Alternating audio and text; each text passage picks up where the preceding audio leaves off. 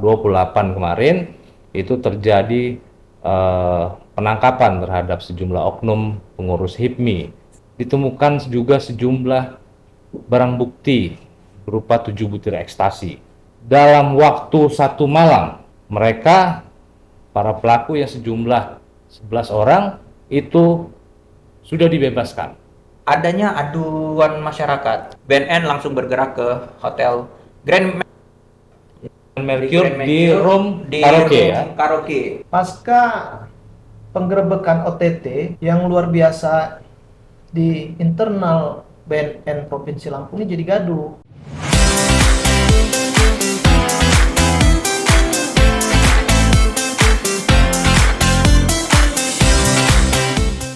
Assalamualaikum warahmatullahi wabarakatuh. Tabi pun. Waalaikumsalam warahmatullahi wabarakatuh. Ya pun. Baik Sobat IJ, dalam episode ketiga hari ini kita akan mendiskusikan terkait topik terhangat yang beredar di Provinsi Lampung, di mana pada tanggal berapa? 28 kemarin itu terjadi penangkapan terhadap sejumlah oknum pengurus HIPMI, Himpunan Pengusaha Muda Indonesia. Nah, penangkapan itu terjadi di sebuah hotel di Jalan Raden Intan, yang ini dilakukan oleh teman-teman BNN Provinsi Lampung. Nah, kagetnya publik Lampung adalah ketika ditemukan juga sejumlah barang bukti berupa 7 butir ekstasi. Dan dengan 7 butir ekstasi itu kembali publik Lampung dikagetkan. Dalam waktu 1 malam, mereka, para pelaku yang sejumlah 11 orang, itu sudah dibebaskan. Apa yang menjadi alasannya, apa yang menjadi dasar hukumnya, dalam 25 menit ke depan bersama saya Dini Kurniawan, Saya Rido Pratama, Saya Hengki Irawan. kita akan mendiskusikan terkait polemik ini. Nah, mungkin Rido bisa mengawali bagaimana kronologi penangkapan oknum pengurus HIPMI ini. ya. Jadi memang publik 2 kali ya Bang dikagetkannya. Udah dikagetkan dengan penggerebekan, kemudian setelah penggerebekan ada kabar yang lebih ini lagi, Pelepasan. pelepasan ya kan. Nah, apa itu judulnya nanti kita bahas lebih detail seperti apa ininya. Nah, yang saya dan teman-teman Rembes ketahui kronologi itu adanya aduan masyarakat. Aduan Bang. masyarakat. Ya. Berarti ada cepu ini ya. Ya, Oke. kira-kira gitulah. Ada yang masuk pengaduan masyarakat, kemudian BNN langsung bergerak ke hotel Grand Mercure di room karaoke ya. Karaoke. Kalau tidak salah saya sebut itu di room Kalista. Room Kalista. Lantai 39. Lantai berapa itu? Lantai 8, Bang. Lantai Lantai 8 ya. 8. Oh iya, kita kan nggak tahu Kira-kira, kita nggak pernah main ke situ, jadi berdasarkan ya, ini ya, informasi dari kawan-kawan dari media ya. kawan-kawan Rembes, Bang. Itu kejadiannya jam berapa itu loh? Itu ada informasi awalnya mereka itu membeli ya, Bang ya. Oke. Bahasanya membeli pil itu 20 butir. Iya. Pil 20 butir pada pukul 18.00 atau jam 6. Itu jam 18 itu asumsinya mereka masuk ya itu ya. Ya, Ya kan? Kemudian di situ kemungkinan kira-kira gitu ya berproses. Kemudian kira jam 20.00 itu BNN melakukan gitu. Masih ditemukan Bang di dalam tas hitam, tas tangan berwarna hitam. Di dalamnya itu mereka menemukan butir Dari 20 dari butir. 20 itu. Artinya dari jam 6 sore sampai jam 8 sore sudah 13 butir mereka konsumsi. Betul. mereka habiskan Yang ya. habiskan. Dengan durasi 2 jam ini ya kira-kira. Ya, Padahal dan yang setelah dilakukan pemeriksaan itu dari 11 orang itu 10 yang Ya, positif. yang positif 10 10. positif. Ya. Berdasarkan tes urin ini ya. Mm-mm. Jadi berdasarkan logika 10 orang itu yang Ya, yang memakai 13 butir. ya. Itu. Karena dari beberapa informasi pengguna nih Dok ya, pengguna eh, pil ekstasi itu setengah butir aja itu udah tinggi banget katanya itu. Apalagi ini kalau 13 butir dikonsumsi oleh 10 orang, Artinya lebih dari satu, Bang. satu butir lebih. Ya. Berarti udah kayak geleng-geleng kayak mana itu ya kira-kira ya. Nah, situasi seperti ini kira-kira sudah diperhitungkan belum sih oleh teman-teman BNN? Kabarnya kan kemarin BNN juga sudah melakukan konferensi pers nih Bang Iya. Hengki ya. Iya. Nah itu apa saja yang disampaikan oleh BNN dalam konferensi pers itu? Saya akan ini spill sedikit Bung Denny di cara rembes ini. Pasca penggerebekan OTT yang luar biasa di internal BNN Provinsi Lampung ini jadi gaduh gitu kawan-kawan. Gaduhnya kenapa? Karena ini prosesnya operation kalau bahasa mereka, operasi senyap sebenarnya. Tapi logikanya terbalik ketika misalnya media sudah meng-push itu terjadi di salah satu hotel tertinggi di Sumatera. Nah, yang jadi masalah apa? Konferensi bisa menyebutkan 7 butir dengan penggunaan aturan surat edaran Mahkamah Agung mereka pakai nomor 4 tahun 2010. Ketika dibahasakan 7 butir, karena ini SEMA ini jelas Bung Ridho menyebutkan bahwa dia kalau di bawah 8 butir itu kemudian nanti akan dilakukan asesmen, akan dilakukan penilaian oleh dokter, oleh psikolog, oleh ahli-ahli yang memang sudah ditetapkan BNN. Nah, gaduhnya ketika ini jadi konsumsi publik. Maksudnya itu untuk rehab itu Bang ya? Iya. Oke. Maka untuk mengantisipasi ini mereka konferensi pers menyebutkan tidak menggunakan pasal 127 dan tidak menggunakan pasal 112. Sebab kalau dia menggunakan pasal 112 itu tuntutannya 10 tahun.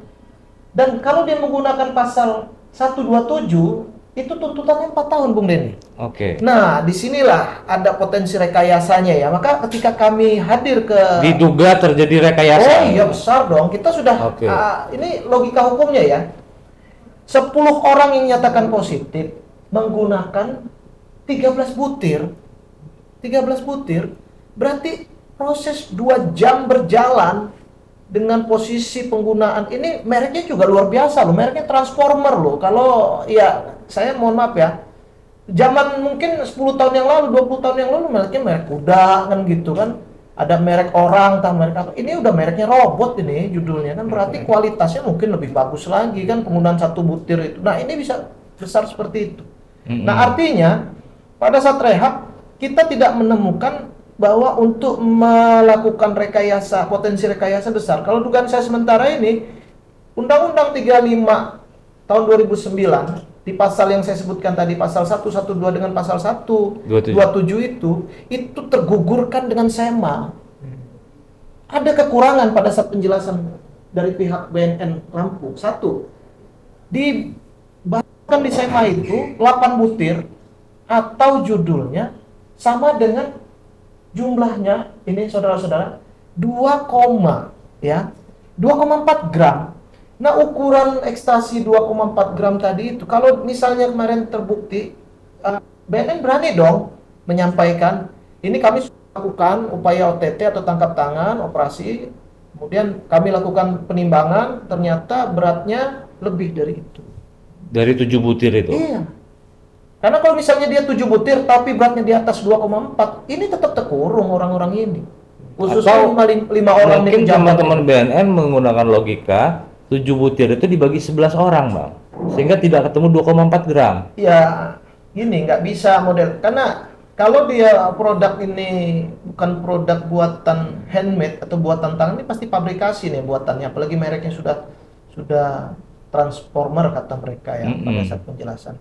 Saya hanya menyampaikan ke kawan-kawan Rembes bahwa kejadian ini udah gaduh, kemudian ditambah ini dugaan kita sementara itu ada uang di situ 600 juta ya namanya pengusaha ya mereka ini kan kemana-mana pasti bawa uang itu. Ada uang Bang itu ya Bang. Nah, info Menarik ada tuh. uang 600 juta ini tidak disebutkan juga sama kawan-kawan BNN. Kira-kira itu milik siapa, Bang? Ya, yang namanya pengusaha di situ kan judulnya ada 10 orang tadi, 5 orang itu pengusaha yang kebetulan mereka juga pejabat atau pengurus HIPMI Lampung. Saya pikir ya paling tidak di antara mereka 5 kan. Kabarnya salah satu dari pengurus HIPMI itu ada anak menantu dari anggota DPRD Provinsi Lampung, Bang. Oh iya, mantu anggota DPRD Provinsi Lampung. Ya, jadi begini kawan-kawan, ini kita kalau namanya kita men-spill aja ya. Ya kalau kira-kira eh, Kepala BNN Lampung ini kan posisinya dia belum pejabat definitif gitu. Dengan kejadian ini gaduh luar biasa, ini memang Jakarta juga jadi atensi sebenarnya. Tapi yang jadi masalah di grup 5 orang ini kan grup kalau bahasa kita media ini grup bungsu gitu, dugaan sementara kita ada invisible hand di situ. Grup bungsu ini Gubernur Sumatera Utara eh, itu yang potensi bermain juga di sini. Sebab apa? Ketika ini 2 jam, ketika ini dijadikan hanya 7 butir, pertanyaan wajar masyarakat gaduh, kemudian mereka dilepas atau dibebaskan yang nanti mereka rehab jalan. Bung Ridho, rehab jalan cuma 2 bulan loh ini. Kan luar biasa. Nah, itu Bang, menarik soal apa namanya rehab jalan, rehab rawat inap gitu. Nah, itu seperti apa itu Bang? Penentuannya itu apakah dari dokter ataupun hasil asesmen mereka sudah berulang, ya kan? Apa yang menentukan rawat jalan dan atau rawat inap itu, Ya, Bang Hengki? ini info dari dalam ya, karena kita jangan mereka aja yang ada cepu kan gitu. Kawan-kawan dari Rembes juga ada cepunya. Karena tahu ini pejabat-pejabat publik, ya. Artinya luar biasa mereka bekerja dengan cepat sehingga menyatakan dalam asesmen itu mereka ini harus dilakukan rehab. Apa beda rehab jalan sama rehab inap? Jadi kalau rehab inap ini mereka harus tetap di BNN, ya. Dilakukan upaya pengobatan, jenis makanan apa, olahraga seperti apa, aktivitas rutin sebenarnya. Sementara rehab jalan ini dalam 2 bulan mereka dikasih itu hanya 8 kali mereka hadir ke BNN. Itu Bung Ridho. 8 kali logikanya berarti 1 minggu itu sekali mereka hadir ke sana. Store muka ya? Ya, ibaratnya Wajib lapor. Wajib lapor. Karena ada itu aturannya juga di Himpunan Perundang-undang Rehabilitas ini ada itu. Wajib lapor itu dengan bahasanya rehab 8 kali karena dia 2 bulan saja. Ya, ini juga jadi pertanyaan juga. Publik wajar ada kegaduhan di luar, bukan hanya di BNN itu, Bung Denny. Masalah uang 600 juta. Itu di luar biaya rehab tuh Bang ya? Ini uang yang tertangkap di dalam. Oke. Di acara mereka lagi on fire tadi kencang-kencangnya itu ada duit sebesar itu. Yang kalau bahasanya disampaikan di press release itu kan dalam tas pinggang, Tas tangan. tas tangan. Yang Handbag, iya, bahasa handbag. kita. Tas tangan. Kalau dulu itu zaman kami 20 tahun yang Tas lalu pinggang. tas pinggang gitu ya. Karena ukurannya di pinggang itu handbag. Nah, tapi Bung Denny ini juga jadi perhatian khusus kita. Bocornya urusan ini keluar yang jadi kegaduhan di internal mereka.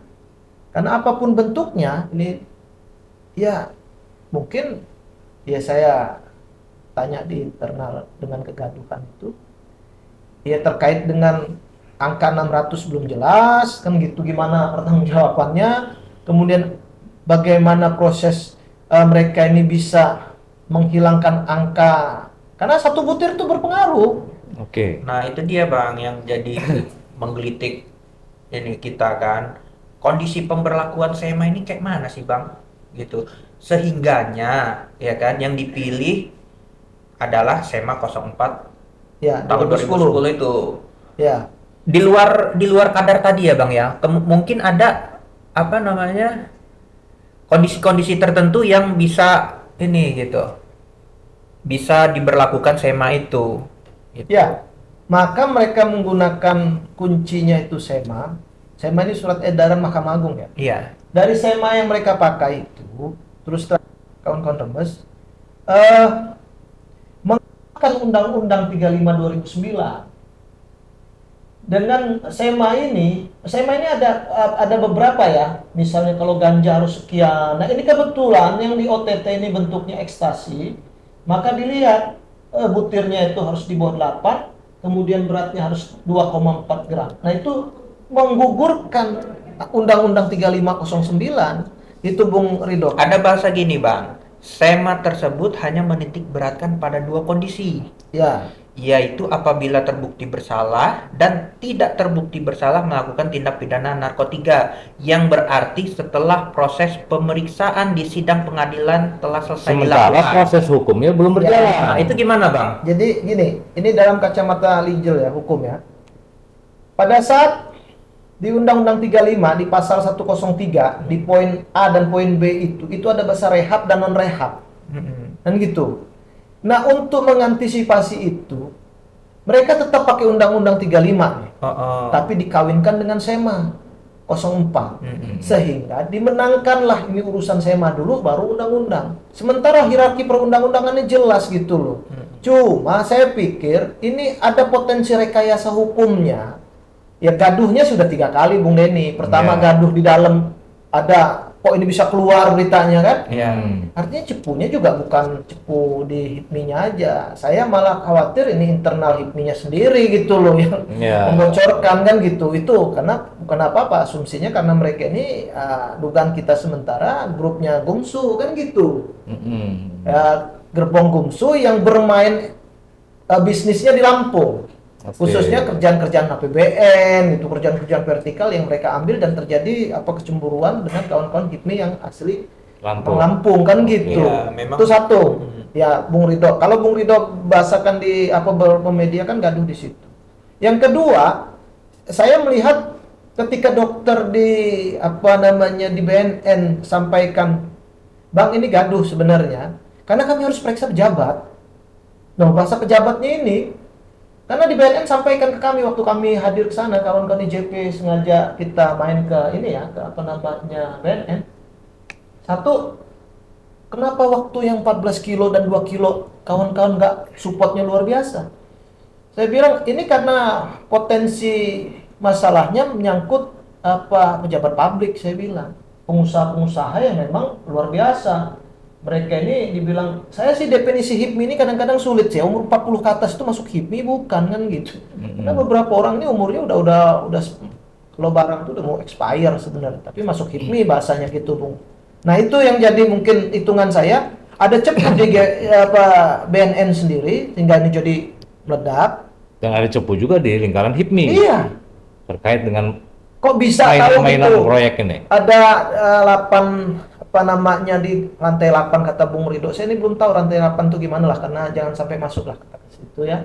Tapi yang jadi masalah Bung Ridho di situ mereka bisa masuk dengan bahasa adumas karena adumas itu di Undang-Undang 35 ini disebutkan juga walaupun tidak menyebutkan pelaku segala macam ya.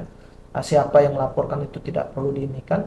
Tapi konsekuensi ketika OTT di situ artinya sudah bisa tahu. Nah, yang jadi masalah bahasa pengedarnya itu sudah lari gitu, udah hilang dengan sekarang nih bahasanya DPO. Enggak, saya mau nanya dulu Bang, kenapa Bang Hegi kayaknya menghindari lantai 8 itu? Apakah di sana emang seolah-olah di Grand Mercure tuh difasilitasin Bang atau seperti apa itu? Untuk informasi sementara di beberapa kawan-kawan media menyampaikan ke saya, Bang, mereka member. Oh, member.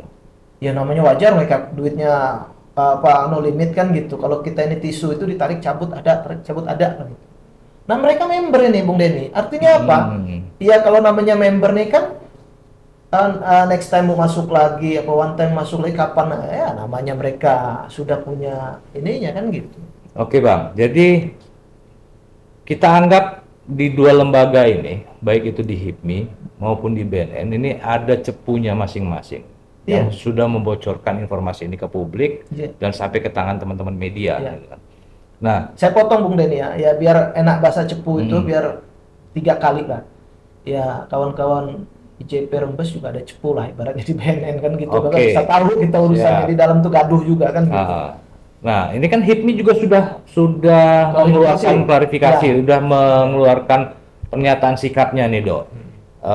Yang pertama HIPMI mengapresiasi apa yang sudah dilakukan oleh teman-teman BNN.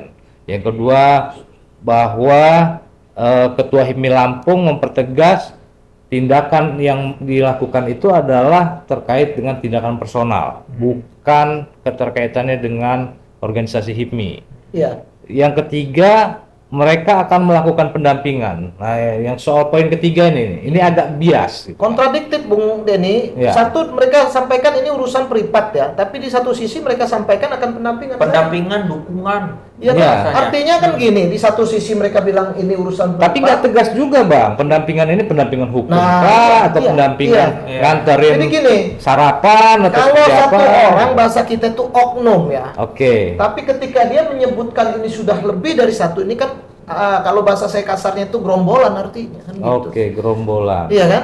Tapi ini karena judul mereka ini para pengusaha, apapun bentuknya, himpunan pengusaha muda. Ya mau nggak mau konsekuensi mereka mengatasnamakan itu. Nah itu yang maksud kita juga, ya jangan mereka cuci tangan. Malah dugaan saya sebenarnya ya seneng-seneng aja itu apa pengurus HIPMI yang lain, biarin aja nih. Pak si bendahara ini atau si wakil ketua ini masuklah, biarin aja lah kan gitu. Tapi ternyata ada inspirable hand tadi tuh, tangan-tangan yang lain yang bisa membebaskan mereka dari apa jeratan itu. Artinya ini harus di follow up lagi nih oleh teman-teman media, khususnya Media teman-teman kalau IJP, bisa ya IJP khususnya support sampai Jakarta gitu, minta audit internal lah paling enggak. Ayo dong, berani nggak gitu membuka mana reportnya kan gitu, Bung Denny. Mana dong report pada saat OTT itu, ada nggak kawan-kawan di apa namanya BNN itu punya, nah yang pegang kamera, yang pegang apa namanya dokumentasinya lah, ya. secara video, secara visual segala macam. Kalau fair gitu, jangan menutupinya dengan bahasa bahwa mereka itu sudah melakukan assessment, sudah melakukan OTT, ternyata hanya 7 butir. Saya bilang waktu itu sama kawan-kawan dari penyidik di BNN, udah ini kayak hari aja kita ini, hari itu cuma ada 7 hari, saya bilang nggak mungkin ada 8 hari. Nah ini juga 7 butir untuk apa namanya, kalau bahasa gampang kita membodoh-bodohi gitu. Iya. Berarti kan ya mudah-mudahan ini. Nah, kadang-kadang yang kayak gini-gini nih publik jadi muak, Bang ya. Iya. Jangan sampai nanti ada demo besar gara-gara ini gitu, Bang ya. Kegaduhan itu nanti akhirnya apa, orang-orang, ya saya melihat sampai hari ini barusan tadi pagi ada rilis dari kawan-kawan Granat misalnya kirimnya. Senior kita Bung Tony Eka Chandra itu menyatakan, kemudian ada beberapa ormas ya Berencana untuk melakukan aksi. mereka baru dalam posisi menyampaikan mereka mensupport BNN. Nah cuman bahasa mensupport BNN itu apa gitu ya, mereka harus minta sebenarnya dibuka dengan terang nih, kenapa bisa bebas nih, kenapa 7 butir, harus gitu Bung Ridho menurut saya. Ya biar jadi pembelajaran ke masyarakat juga. Artinya kan masyarakat kan mungkin masih awam juga Bang soal sema-sema ini Bang. Oke. Soal yang taunya masyarakat kan ketika ada penyalahgunaan narkoba harus proses hukum. Nah, Ya kan? Di sisi lain, Di sisi lain mungkin banyak saudara-saudara kita yang terjerat dengan kejadian yang hampir mirip-mirip. yang maaf yang ngomong ketidakmampuan secara ekonomi, Iya, keterbatasan benar, secara ekonomi. Benar. Karena ini kebetulan yang ditangkap ini pengusaha-pengusaha nih kan gitu. Saya hanya spill dikit ya kawan-kawan. Jadi ada oknum polisi bahkan gitu. Ini sekitar 10 tahun yang lalu dia bercerita dengan saya ketika itu yang kena tangkap pulang dari Jakarta beli Pajero baru judulnya, ketangkap di jalan, kemudian dia pilihannya 2, mau terkurung atau ada barang tuker. Ya dia lepas mobilnya, mobil barunya itu, yang penting dia pulang ke Kabupaten Mesuji dalam kondisi aman, pikirnya ya anggap itu ibaratnya sedekah dipaksa kan gitu. Ini pernah kejadian begitu karena kebetulan polisi yang melakukan penangkapan dan razia itu bercerita langsung ke saya gitu. Artinya kalau ini polanya, kalau bahasa hukum itu motifnya, kalau bahasa di polisi itu ini motifnya seperti ini ya, latar belakang kemudian jadi modus atau caranya tadi, saya pikir wajar masyarakat bertanya, di mana angka 600 itu? Kan gitu. Oh nggak ada 600, oh buktiin dong dalam bentuk ini misalnya, ini loh videonya kami melakukan apa OTT, ini gambarnya, ini pemeriksaan, oh benar 7 butir gitu. Kalau salah 7 butir Bung Ridho, oh ini kita ada alat timbangan, oh ternyata nggak sampai 2,4 gram gitu. Karena itu dan loh Bung Ridho, SE itu surat edaran Mahkamah Agung itu dan, jadi disebutkan 2,4 gram sama dengan 8 butir. Butir. Ah, kan gitu. Sama dengan ya, Bang? Iya, sama dengan. Itu SEW yang menyebutkan gitu, bukan saya ya. Artinya jelas. Gitu. Baik, Bang Hengki, Ridho, ini banyak sudah pembahasan yang kita ungkap ke publik gitu kan. Tapi banyak juga PR ini, masih banyak PR-nya masih untuk kita bagaimana persoalan ini menjadi terungkap secara terang benderang. ya. Ini juga kan kita belum tahu nih apa namanya rehabnya seperti apa, Oke. rawat jalannya di mana. Ya, untuk rawat jalan ini Bung Ridho, saya Ah. sampaikan mereka ke BNN. Oh gitu. Oke. Cuma oke. BNN berani nggak gitu mengekspos itu ketika ini loh si pelaku. Nah ini kan biasanya bahasa mereka ini kan wilayah wilayah privat atau wilayah personal. Sebenarnya enggak. Ketika ini dia bahasanya korban, ini ada proses ya kalau bahasa saya itu ada sanksi sosial lah kan gitu. Ya Bahwa- mungkin kan kita sekaligus mungkin bisa menginformasikan ke masyarakat Iya, juga gitu kan. Oh jadi gitu. ketika misalnya rehab kayak gini prosesnya, Iya, seperti itu, benar. jangka waktunya segini. Iya. Gitu loh. Baik, Ridho, Bang Hengki, ini untuk menjawab rasa penasaran masyarakat Lampung terutama, kita akan mendalami, Oke. kita akan menggali lebih dalam lagi terkait dengan apa yang tadi sudah kita sampaikan. Ada uang 600 juta, bagaimana proses rehabnya, bagaimana kemudian mereka dengan mudahnya keluar dalam waktu 1 hari gitu kan. Nah, ini tentu menjadi tanggung jawab kita juga sebagai insan pers nih, Bang. Iya. Untuk bagaimana mengungkap persoalan-persoalan yang sebenarnya justru seolah seperti ada ketimpangan hukum, bahwa hukum ini belum seutuhnya ditegakkan, Pak. tumpulnya ke atas, tajamnya ke bawah. Nah. Kan gitu. Ini yang menjadi sorotan publik belakangan ini, sehingga terjadi banyak ketidakpuasan publik dan berwujud pada aksi-aksi demonstrasi. Saya Denny Kurniawan Saya Ridho Pratama. Saya Hengki Irawan. mengucapkan terima kasih yang sebesar-besarnya kepada Sobat IJP dan publik Lampung atas partisipasinya dalam tontonan menarik di program Rembes. Saya akhiri, billahi taufiq wal hidayah. Wassalamualaikum warahmatullahi wabarakatuh. Waalaikumsalam warahmatullahi wabarakatuh.